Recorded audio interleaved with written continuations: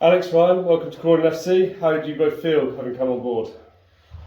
It's been a whirlwind few days for sure. Obviously we started the season fantastically well with our previous club. The option of coming to Croydon was something we felt we couldn't turn down. We felt it straight away, the warmth and the support of the club, and hopefully look forward to getting the season back on track. Yeah, really excited and happy to be here, to return after many years as a player, to come back and manage the club and this prestigious historic club. We're really excited to be on board, really looking forward to the challenge, and ultimately achieving the aims of getting the Trams back up the pyramid as best we can. Perfect. What made you take the job? What drove you to take this particular job? I think for both of us, it's a club that we've got connections to. I think if you look around the level and even a level above in the Scaffold Prem and the Scaffold 1, it's if not one of the biggest clubs here at the level. For us, location-wise, it's fantastic. We're both local boys as well, and there was a number of factors that played into it. But yeah, definitely from a historical side of things, and the size of the club was too difficult to turn down, and location works perfectly for us as well. Yeah, look, I think Croydon's a sleeping giant. You know, it's a massive club. It's got fantastic history, that Watson and I are both involved in too. And you can't look past what they've achieved so far this season. Obviously, it's been a bit of a blip over the last 5 or 6 games, and the way they started the season was electric. You know, we came down here earlier in the season and got played off the park. So it'd be nice to be in the home dugout this time. Hopefully getting those results. But yeah, the lure of the club for us was just too much. You mentioned the historical associations. Can you both tell us about your connections to the club? Yeah, sure. So my dad was a goalkeeper back in the day. I think many years ago. I'm sure he'd be annoyed if I told you how many years ago, but he was a player here back in the Isthmian days. So look, there's a lot of connections. I'm a local lad. I used to come down and watch the team as well when Palace were away. So yeah, lots of connection from my side. Yeah, and for me, I played for the club twice.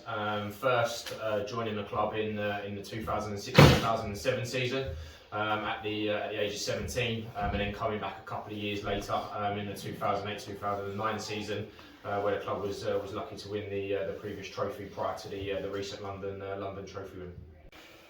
And well, you mentioned your previous time here. What are the biggest changes that you've seen in the club since you were involved?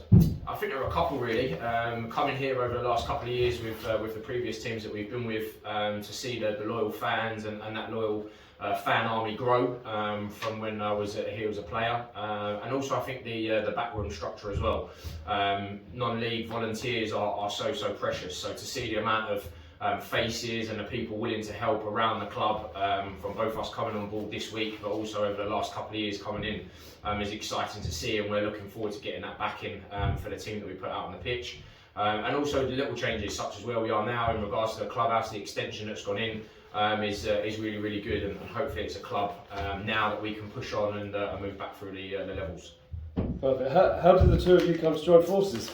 A couple of years ago, Watsy was turning out to pre-season, attempting still to play. Unfortunately, he decided that he was probably unable to do that anymore, so he joined in our coaching staff, where we worked together for the last couple of years, and we joined Thames People this summer as joint managers. That was our first opportunity together. Perfect. And what can Croydon fans expect from your team on the pitch? I think the most important thing that the fans need to get a sense of pride from the boys that are playing for them and for the badge and for the club. We believe that we're honest, hard-working, loyal people, and we need the players to do the same. And that comes with an air of accountability, professionalism, both on and off the pitch. And the most important thing is then, if we can get that, then the fans become proud of the team that's out there week in, week out.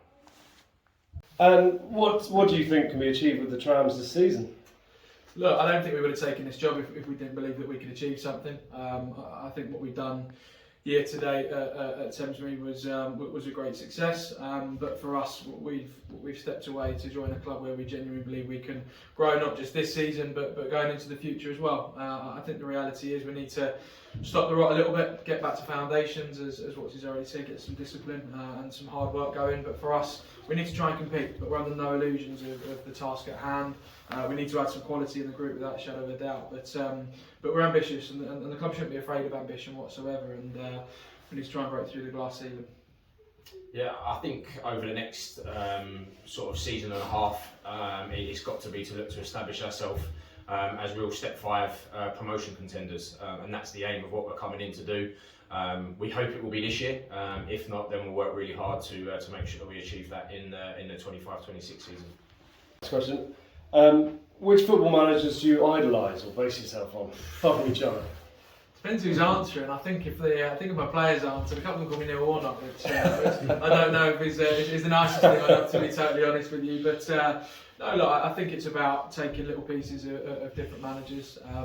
Certainly at this level as well, I've worked with some excellent managers and some excellent coaches. But obviously we idolise probably Jose Mourinho for me, I would have imagined, with his air of arrogance. I'm sure some people would agree on that one. It's really, really hard actually for that. Say me. As Ali mentioned there, I've worked with some great people in non-league football over the last 10 years, and then in the professional game as well. Just looking at it, and I think probably looking at sort of like Claudio Ranieri, Jose Mourinho, the real sort of like tacticians. They're looking for little tweaks and little improvements, the little 1% that we can gain to make sure we have the best opportunity of getting a positive result on a Saturday. So, fans want to know, who do you both support, apart from Croydon? Yeah, Crystal Palace actually, local lads, so unfortunately Popular choice. Yeah, unfortunately it's in the blood, I don't think it's my choice, but yeah, Crystal Palace. Yeah, and for me, Chelsea. Also surprisingly popular choice. Someone's got that. There we go. Last one, lads. Any New Year's resolutions outside of football? Outside of football, probably lose some weight, to be totally honest with you. I failed, I think, over the last couple of years. So yeah, probably try and maybe get involved in a few training sessions and see if I can keep up with the boys. Yeah, it's probably the same. Yeah, lose some weight. Again, after giving up playing, it's definitely piled it on. But no, I think for New Year's resolutions, just for us, getting in here, working hard, and try and be as successful as we can be for Croydon FC.